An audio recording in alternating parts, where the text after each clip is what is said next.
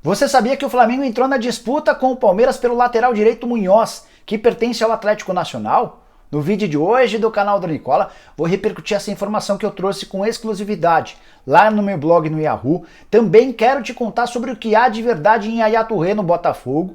Vou te contar sobre os números, o comportamento do ticket médio do Corinthians em sua arena desde a inauguração do estádio e, para completar, todos os detalhes financeiros e contratuais do vínculo firmado entre Ajax e São Paulo na venda de Antony.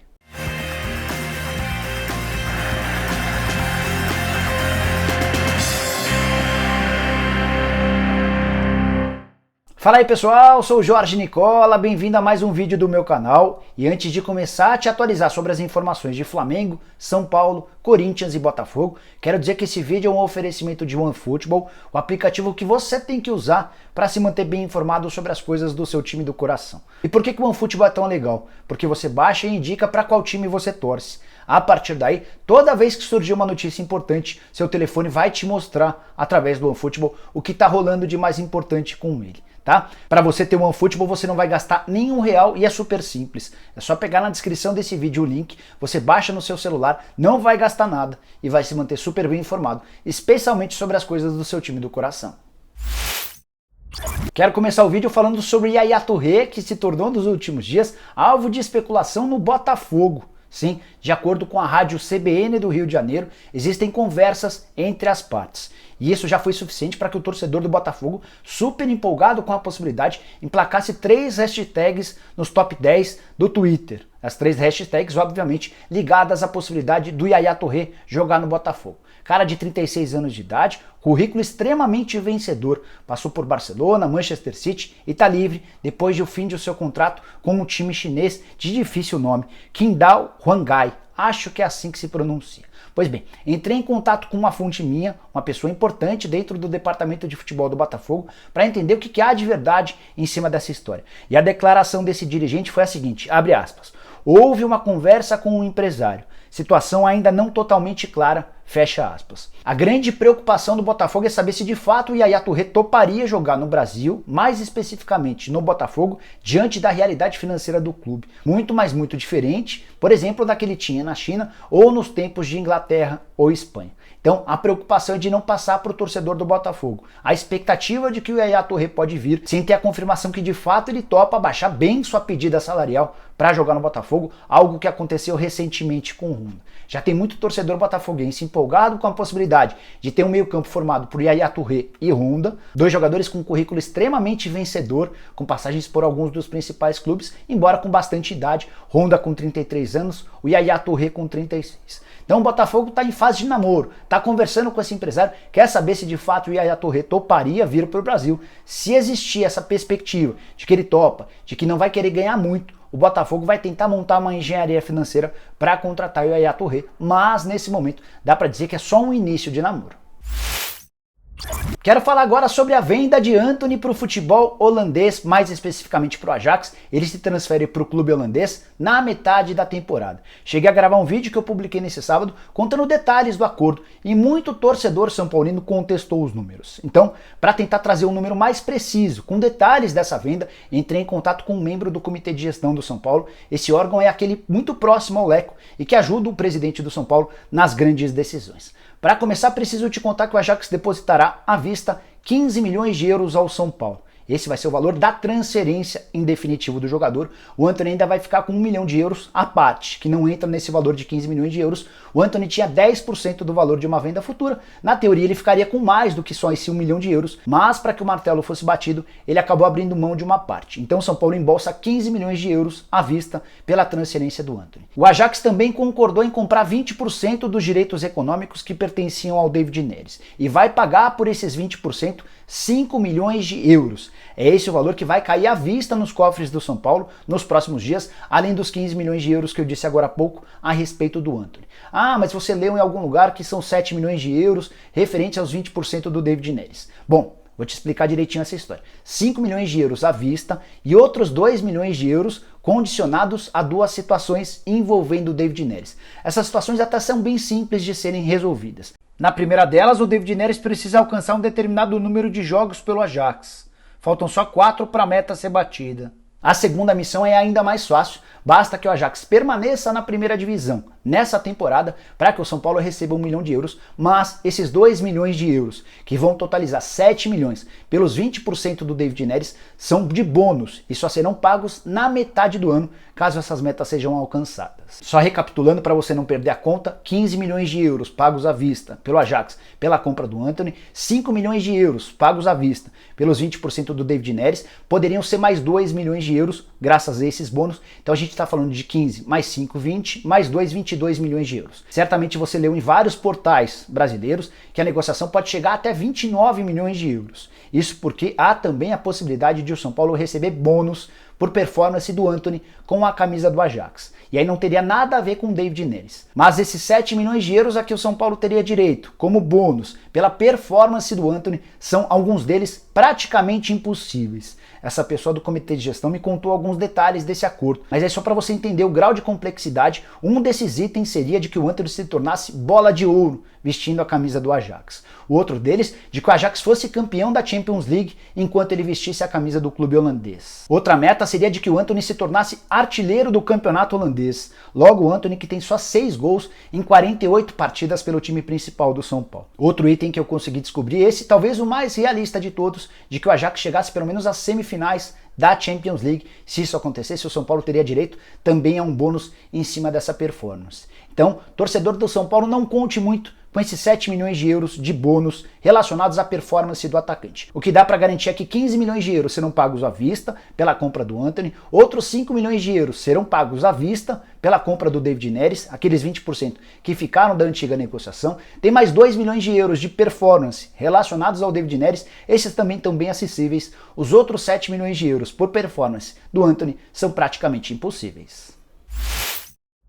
Quero trazer alguns dados bem curiosos agora a respeito da Arena Corinthians e seu funcionamento depois de 5 anos desde a inauguração. O que dá para dizer é que o ticket médio do Corinthians tem ficado cada vez mais barato conforme o passar dos anos. Você quer uma prova? O ticket médio do Corinthians no ano de 2015 era de R$ 61, ou seja, o preço médio de um ingresso na temporada de 2015 era de R$ 61. Em 2016 caiu para R$ 55, mesmo valor de 2017. Veio a temporada de 2018 e esse valor caiu para R$ 52. Na temporada passada, em 2019, o menor ticket médio da história da Arena Corintiana, só R$ 49. Esse era o valor médio para que um torcedor entrasse no estádio. Quero falar também sobre a taxa de ocupação da Arena Alvinegra, que tem um pouquinho a ver, inclusive, com o valor do ticket médio. A taxa de ocupação tem caído, de forma menos considerável do que o preço dos ingressos, mas também tem caído. Era de 74% em 2015, passou a 67% em 2016, se recuperou em 2017 com 73%. Essa recuperação tem tudo a ver com o título do Campeonato Brasileiro. Veio 2018 e uma queda para 67%, até que em 2019, ano passado, 69% de taxa de ocupação, ou seja, quanto do estádio, quanto de 100% da capacidade dos 47 mil lugares têm sido ocupados. Quero falar também sobre a arrecadação, quanto o Corinthians fatura, valor bruto, com bilheteria, graças a seu estádio. Na temporada de 2015 foram 69 milhões de reais brutos, 58 milhões de reais na temporada seguinte, 63 milhões de reais em 2017, 59 milhões de reais em 2018, só perdendo para 2016 em termos de capacidade de arrecadação, e na temporada passada foram 61 milhões de reais. Importante lembrar que esses valores são brutos, sem os descontos. Com os descontos, só para você ter uma ideia, esse valor cairia em mais ou menos 73%. Vou usar o número de 2018 para tentar te explicar como é que funciona. Em 2018 foram 59 milhões de reais de arrecadação, valor bruto, mas tirando todos os descontos, essa receita caiu para 43 milhões de reais, ou seja, 73% daquilo que é arrecadado vai de fato para os cofres do clube. Não é bem para os cofres do clube, porque vale a lembrança de que o Corinthians não utiliza as receitas com bilheteria e sim usa para o pagamento do financiamento do estádio, embora em alguns anos essa capacidade de arrecadação seja menor do que aquilo que o Corinthians paga ou deveria pagar para a Caixa. Só para usar o mesmo exemplo de 2018, o Corinthians acabou arrecadando 43 milhões de reais de receita líquida, mas tinha uma despesa com a Caixa de 67 milhões de reais. Então, as duas alternativas são: ou você tira dinheiro do próprio clube para pagar esse financiamento, ou você tenta negociar com a Caixa um desconto para não pagar todo o parcelamento. Para arrematar sobre esse assunto, mesmo levando em consideração que houve queda no ticket médio da Arena, que houve queda na capacidade de arrecadação e também na taxa de ocupação, a Arena Corinthians continua sendo um ponto bastante importante para o Timão. Tanto que a média de público na temporada passada foi de 33.143 pessoas para um estádio com capacidade para 47 mil pessoas. Dá para dizer que o Corinthians continua levando bastante gente para sua casa. Para fechar o vídeo, eu quero dividir com você que me segue aqui no canal do Nicola uma informação que eu divulguei com exclusividade lá no meu blog no Yahoo no fim da manhã desse sábado. Daniel Munhoz, lateral direito de 23 anos, que interessa ao Palmeiras, passou a interessar também ao Flamengo. O Flamengo, inclusive, já procurou a diretoria do Atlético Nacional da Colômbia para abrir conversas. E dá para dizer sem medo de errar que o Flamengo leva bastante vantagem nessa disputa com o Palmeiras, mesmo tendo entrado bem depois. É que o Palmeiras tem um problemaço para resolver com o Atlético Nacional. Quando comprou Borja lá atrás, ficou combinado que pagaria mais 3 milhões de dólares para o time colombiano caso não o vendesse em 2 anos e meio. Isso não aconteceu, de fato o Borja continuou no Palmeiras e essa dívida de 3 milhões de dólares até hoje não foi paga. No fim do ano passado, o Atlético Nacional, depois de pedir várias vezes pelo pagamento por Palmeiras, decidiu levar o caso à FIFA. E recentemente, quando procurou o Atlético Nacional para demonstrar interesse no Munhoz, a primeira coisa que o Palmeiras ouviu dos colombianos foi: pague os 3 milhões de dólares para depois a gente começar a conversar. O Palmeiras queria parcelar os 3 milhões de dólares e também o custo da operação do Daniel Munhoz. A conversa não agradou ao Atlético Nacional, que praticamente já descartou a possibilidade de fazer qualquer acordo com o Verdão. Com o Flamengo a história é completamente diferente. O rubro-negro não tem qualquer dívida com o Atlético Nacional e tem capacidade financeira para pagar os 6 milhões de dólares que o Atlético tinha pedido ao Palmeiras pelo lateral direito. Esses 6 milhões de dólares equivalem a mais ou menos 26 milhões de reais. O mais natural é que o Flamengo tente barganhar, tente reduzir esse valor, por entender que o jogador de 23 anos não pode valer tanto, mas aí faz parte das negociações e o Flamengo, com ótima capacidade financeira, pode acabar contratando esse jogador.